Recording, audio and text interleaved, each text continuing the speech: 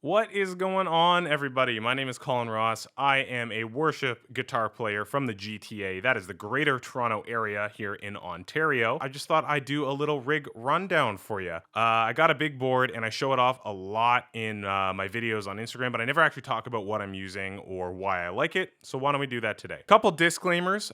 First, this is a snapshot of the current setup, August 2024. I'm a big buyer, seller, trader of gear, and so this stuff is always rotating. However, I've landed at a spot here where most things, with the exception of one pedal, have been on my board for a really long time. I'm really comfortable with it, and I like where I'm at now. Second disclaimer, I have 3 cats. They will run through the shot at some point. We're just going to all collectively shoo them away and proceed with the video because we love them, but they can get in the way. All right, so let's talk about the things that are not on the board. We'll just get a baseline of what I'm putting through this thing, and then we'll get to that. So I use Jazz 3 Tortex picks, 0.88 mils. They're the best pick ever made.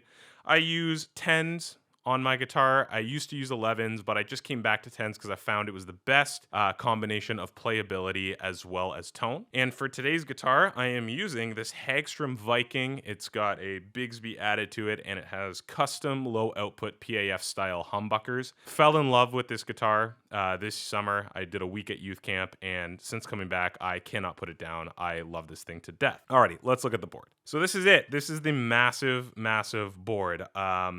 It does all the things. It's fully MIDI control. There's not really anything it can't do. So let's start with amps. This is what we're going to be hearing everything through, so it's good to get a baseline. I use the Tonexes. I love them. I love the big box Tonex just because that screen allows me to really dial in minute changes. I use amalgam captures. I'm using 2 Dr. Z captures. These are new to me this summer, and I absolutely love them. On the left, we're using an MZ38, and on the right, we're using an AC80. So no compressor, no drives, no nothing. This is how they sound. This is on the bridge pickup.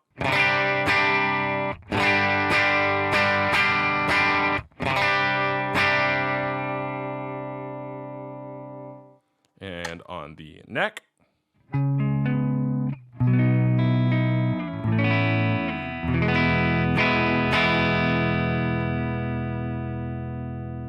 So you can tell I am a clean amp user. I wouldn't even say they're edge of breakup. Like, I really have to dig to get them to break up, but that's for a reason. I just find starting with that bass clean tone leaves me everywhere to go. There's not an amount of drive I can't have. Yeah, I love those. I've been playing with them. I feel like they're really good mix, and sonically they just work amazing together. So now let's start on the signal chain. The first thing that we go into is the Canvas tuner. That is new to me this year. Mostly because of hype, also because it's got a great buffer in it, and it's got an awesome monitor mode, so I can just leave that on and make sure I always know where I'm at. Out of the tuner, we go into the Bloom compressor. I use the Bloom V2. I use it for a multitude of reasons. 1, I love the Bloom boost. It's fantastic. 2, compressor sounds great. And 3, it's got the EQ on it. I specifically use the EQ when I'm using this guitar. When I switch to this one, there's a couple frequencies that I add and take out so that I don't have to change my drives too much to get this guy to play nice with the board. First, we'll start with no compression, then we'll add that in.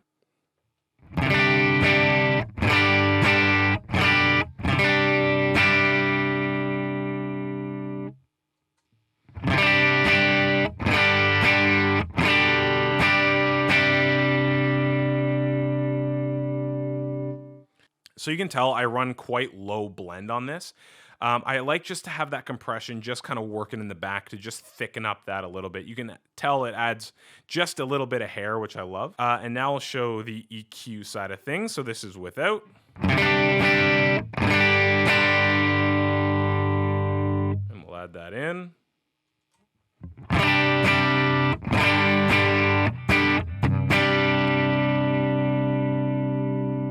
So on this guitar, just with the low output humbuckers, I find it can get really screamy. So I just add a little bit of that bass back in so it does the hollow body thing, and I tame a little bit of the treble end, and it works great, and it works well with all the drives I have set up. Speaking of drives, let's talk about those. So out of the Bloom, I go to my always on drive. I use the Shnobel Tone Daily Driver. I absolutely love it. It is what I would call the heart of my tone, and I always leave this pedal on, which is why it's outside of the switcher. It doesn't color it too much, and I can really use that low and high frequency knobs to really shape the tone. So this is where I run it. I'll do it without, and then I'll kick it on.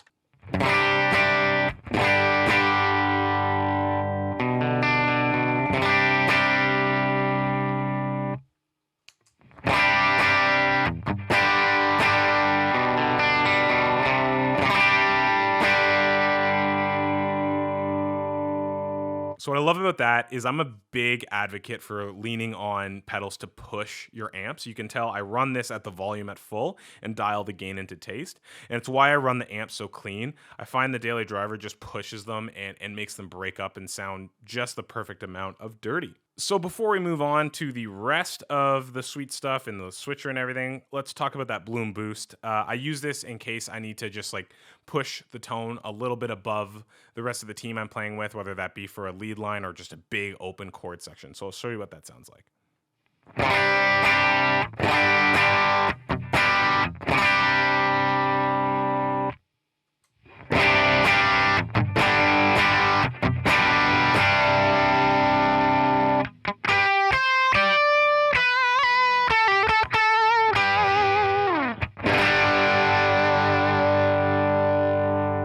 Yeah, that was a huge selling point for me on the Bloom. That Bloom boost is just fantastic. It holds its own as an actual boost out there, and I love it, and it does the thing. Alrighty, so let's move along into what I have in the chain. Out of there, we go into my Morningstar ML5 looper. This is all controlled by the MC6, which we'll get to a little bit later, which is over here. Because it's not the ML10, I believe it is, which is the one where you can switch the loop order, I have all of the pedals in the order that they stack on top of each other. So first we go into the Luminary, and then we go into stage 2, which right now is the Aspen overdrive. We go into stage 3, which is the Bondi SickAs high Shredroom. And then we go into stage 4, which would be the most driven I would get, which would be the 1981. And finally, after that, we go into the first mod effect, which is the Julia, but I'll get into why that's in the loop in a little bit. So let's start off with the Luminary. I'm going to add in just some standard reverb here and delay.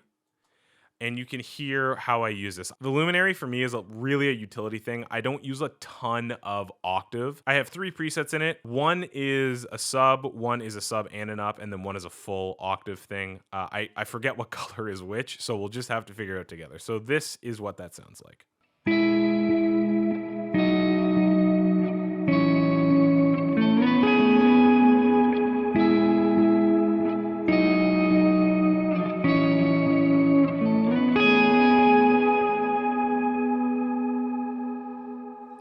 You get the idea. Like, that was Good Plans by Red Rocks, and that guitar tone has an octave in it. So that is really where I use it. That is mainly the setting I use it on. I'm not even going to bother going through the other ones, but you kind of get the idea of what that does. It also, if you want to stack some drive on it, it does push lead lines really well. So that would sound like this.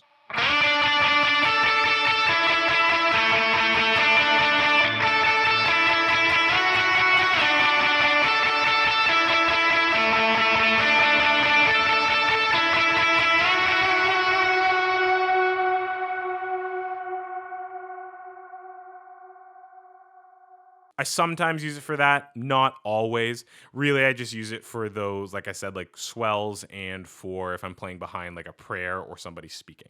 So out of there, it was demoed a little bit. We go into stage 2. My stage 2 drive is the Aspen overdrive. I cannot say enough good things. It immediately landed on my board and just cemented itself as a pedal that I love and use all the time. So we'll turn off the reverb and the delay, and we'll just hear what it sounds like for big chords, and then I'll throw some reverb and delay back on, and you can hear how I use it for lead lines.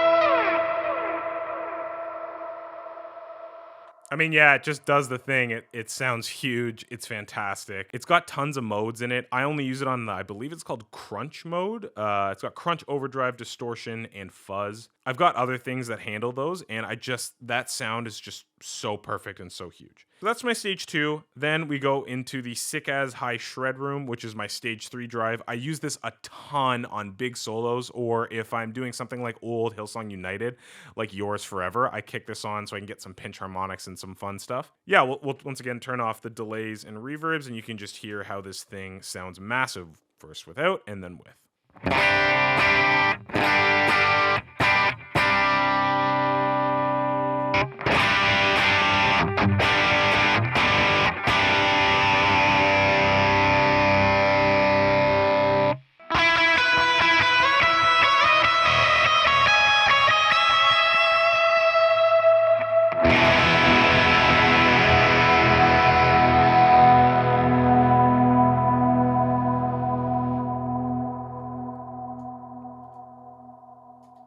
So yeah, absolutely massive sounding. I really like it. It really stacks well with the daily driver, which it's important to keep in mind. All of these drives are stacking on top of the daily driver as it's always on. Just takes it to that upper echelon, almost into that distortion place, and I love it. And finally, I will admit I love this pedal, the 1981, the DRV here. It doesn't get as much playtime as I hoped it would on my board. That's just because I haven't sat down to really do stuff with it yet, but I have it set to like a really screamy, in-your-face fuzzy thing, and in those spontaneous moments that call for huge, massive lead lines, I do absolutely kick it on all the time. So I'll just show you what that sounds like.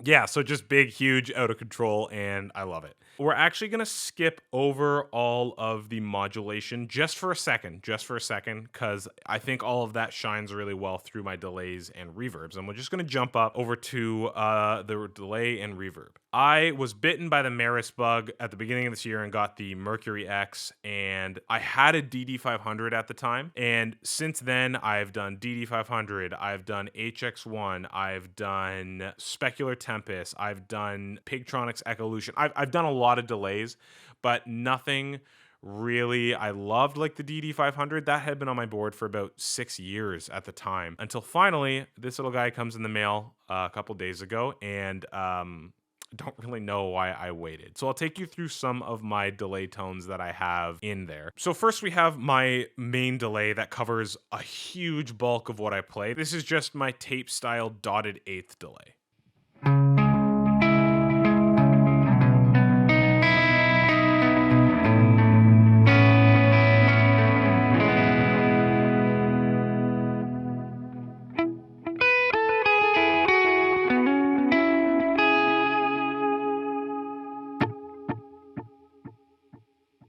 Yeah, so it is what it is. It's a dotted eighth tape delay with lots of warbly goodness. We'll go to what else I have in here. This is my dual delay. This is running 2 delays, 1 dotted eighth, 1 eighth, and it's a digital with a little bit of modulation. Sounds like this.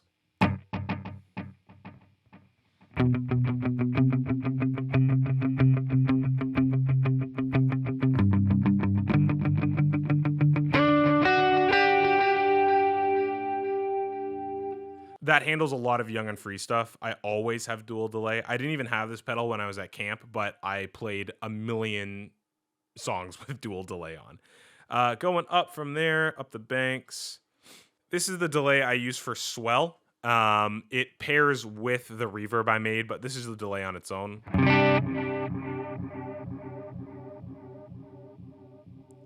Super, super warbly. That almost turns into chorus when I have it in swell mode. But I will now turn on the swell delay, and you'll kind of hear how they work together.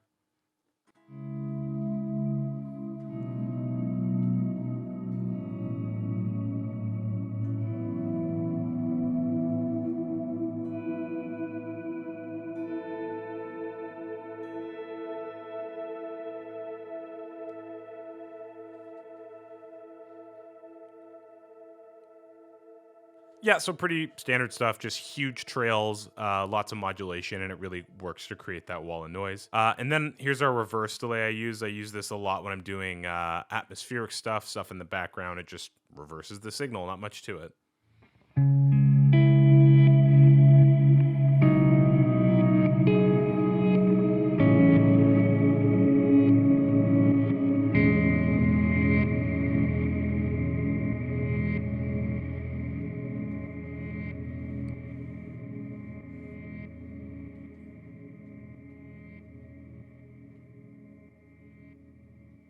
So those are the main 6 sounds I use in it. I know I skipped a couple, and then I've got a bunch for when I'm just playing like band stuff or with other people outside of church. But those are the big churchy ones. I still have a lot to dive into here, but I'm really excited because everything I've found in it so far I've absolutely loved. So let's talk about reverb. Mercury X is phenomenal. The Ultra Plate and the Cathedra, just not only do they lead people to Christ, they just sound incredible. I'm just joking around, but honestly, it is the best reverb I've ever used. I had the MD500, DD500, RV500 from Boss, and I rode those things until they died. I think I had them for 6 or 7 years. This unseated it with ease. It was just like, get out of here. And it's just amazing. So this is my standard reverb. It's just a plate reverb on the Ultra Plate algorithm.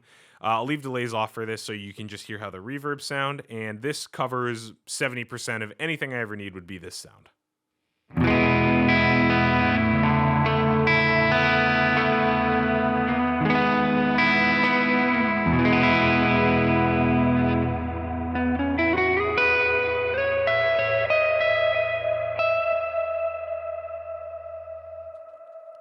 So that's my standard sound. That's good for big chords. That's good for lead lines. That's good for good with drive. It's good without drive. It's just good. But moving on to the Cathedra. The best way I can explain this to people is this would be my cloud setting in this pedal. It's that super diffused, modulated sound. This is basically the clean tone king on my board. I use this on almost every clean patch I have.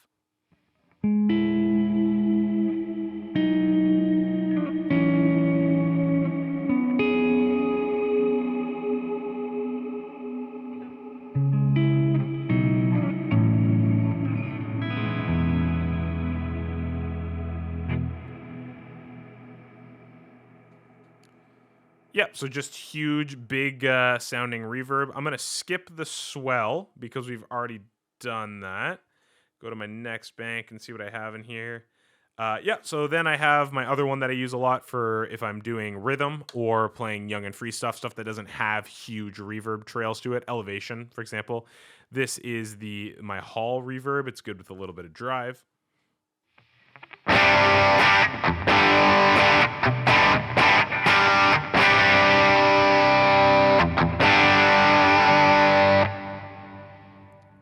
Standard hall sounding reverb, and then I have a big washy one that's used for a couple of specific songs. It's not very sonically pleasing outside of a mix, but just know that it's in there. Great, so now that we've talked about my reverb and delay, we can start talking about the rest of the board. I'm going to fly through the modulation so we can talk about the MIDI and how everything's controlled. So for modulation, I have the Julia and I have the Synesthesia. There's a reason for that. The Julia just is the worship sound when it comes to vibrato. I have it maxed out on the vibrato sound, low rate, high lag. It's just that sound. I have the V1. I swear the V1 sounds better. And me and a couple of my friends think the Juliana sounds bad. So I think this is it. This is the crux. This is what made it so popular. So this is my Julia tone. I'll play a little bit with it off and then I will turn it on.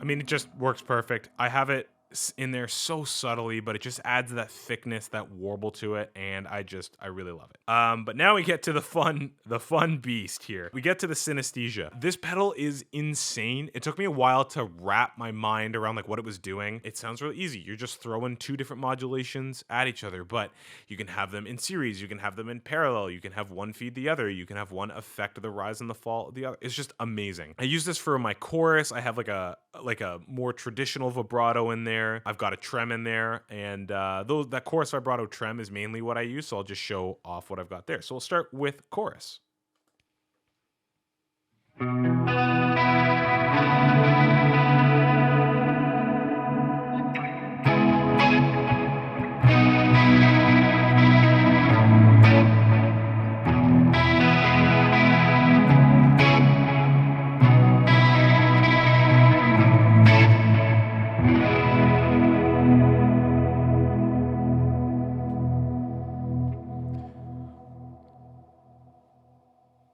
Great chorus sound. What I love about this pedal is you can put a parametric EQ before anything, and so you can really dial in how you want that chorus to sound. Let's check out the vibrato sound I have in there.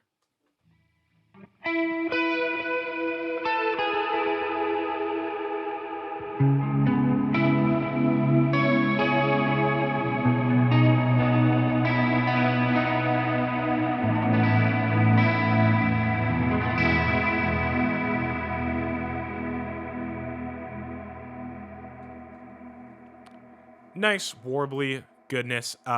You'll notice about me, and I don't know if you've noticed it yet, but you should notice about me, I really run my vibratos not too crazy. It sounds a little bit like Killer Clown House when it gets really intense, like whoa, whoa, whoa, whoa, whoa, whoa, whoa, and yeah, I don't know what that was, but that's my impression of what I think too much vibrato sounds like. So I run them very subtly, and I just think they add perfect texture. So now let's go and check out the trem.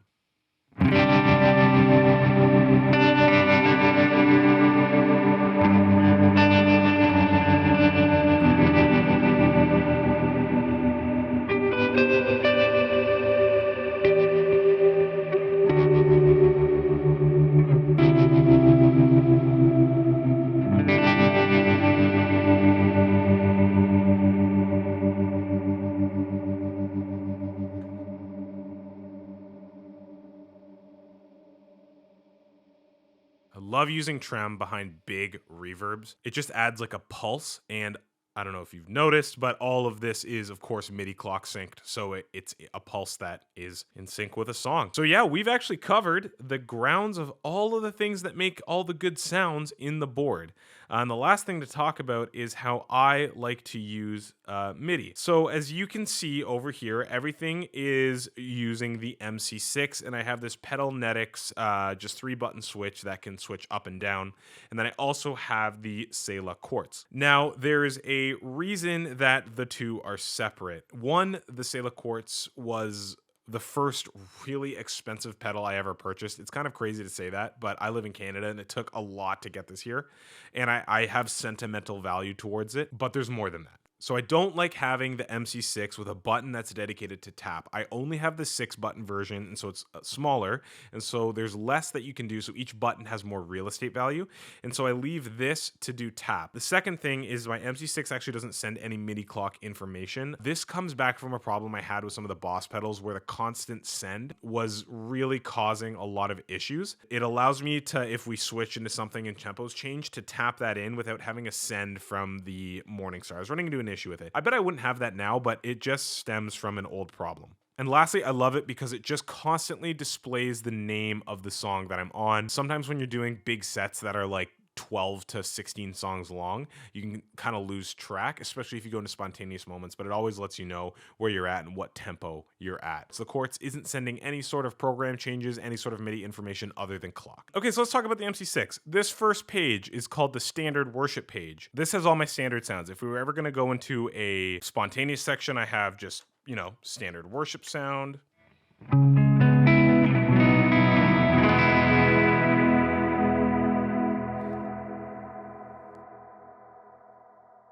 I have like a rocky young and free thing.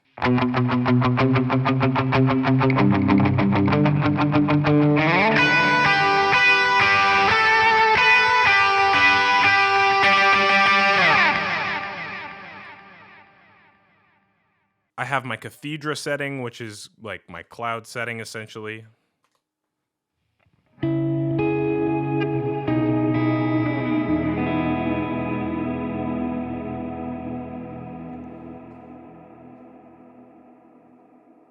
And then I also have a little ambient texture setting.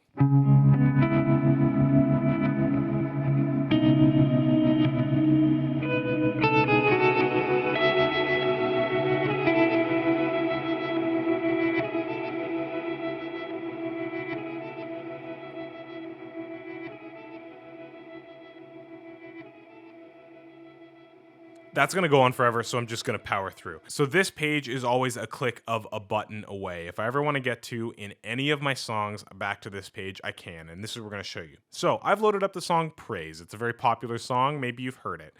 If I go bank up, boom, Praise shows up. My nice Sela Quartz switches to Praise, and I have all of my settings here. The way that I do this is I have 2 pages on every single song preset. Today I was trying to think about a way to describe this, and I realized I could have said there's like setlist page and there's pedalboard page, and this is setlist page where I have all of the sounds as they correspond to parts of the song. And then if I switch the page, I have my pedalboard. I can turn on trem, chorus, the luminary, any of my drive stages. But what I came up with, because I'm a video game nerd, is I have an objective page and I have a consumables page. So the objective page is the main objective that I'm trying to hit in the song, and the consumables are things that I may need to use along the way. So whichever you prefer, you can go for it. I think objective consumables is a great way to describe this. So let's take a look at Praise, and I'll show you how this works. We have down sections, which is like verses, anything like that, that chugging part.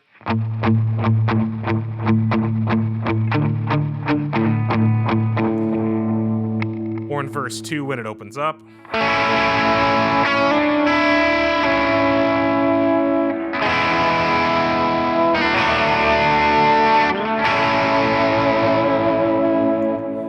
And then we all know why we love Praise, that lead line in the chorus. Well, I just hit riff, which is the main riff of the song, and it turns on the chorus.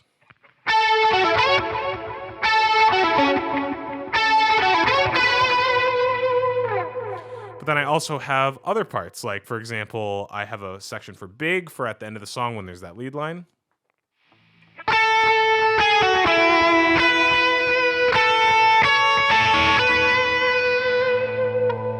Then I also have an instrumental section that goes like this.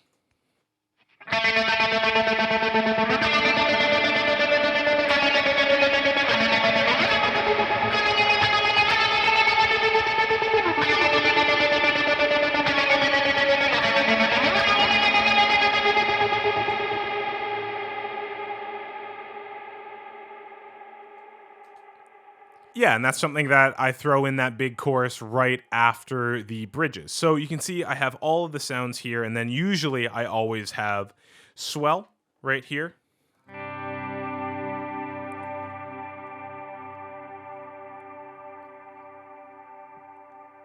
So if there's ever a portion before or after song that requires like a nice swelly tone, I've got that. And then this is my biggest downfall that I didn't notice is that button there on the right, the one that says STD.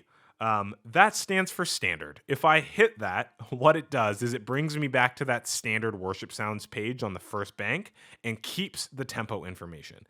So that's in case I need to like get funky with it and load up a patch that I don't have saved in the song. I can go back to that standard page. I gave it the worst name of all time, and it makes me laugh every single time I see it. But at this point, I'd have to change like 120 songs worth of banks, so it's staying.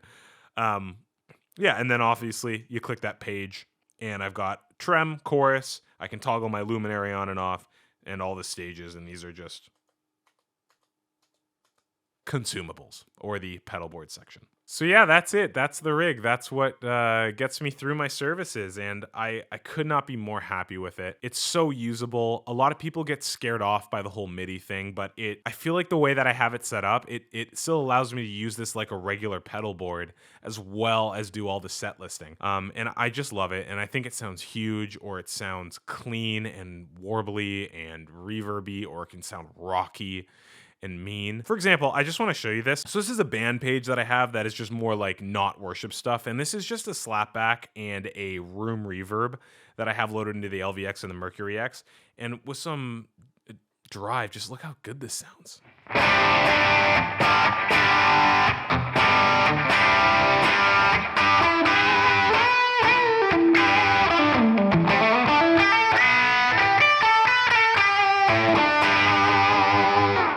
If you were on the fence about these pedals, man, don't be. Just go get them. They're great. But yeah, so this is the board. It does all the things. It scratches every musical itch I could possibly have. I really hope you enjoyed. If you have any questions, please feel free to reach out. I have a lot of seat time with a lot of this stuff, and some of this stuff isn't very easy to get going with. Like the Meris pedals can be really, really sort of intimidating. It's a lot of menu diving. So if you just have any questions about any of that, any questions about MIDI, any questions about what else I would love to have on here, just please send me a message. Yeah, thanks for watching, and I hope you have a great rest of your day.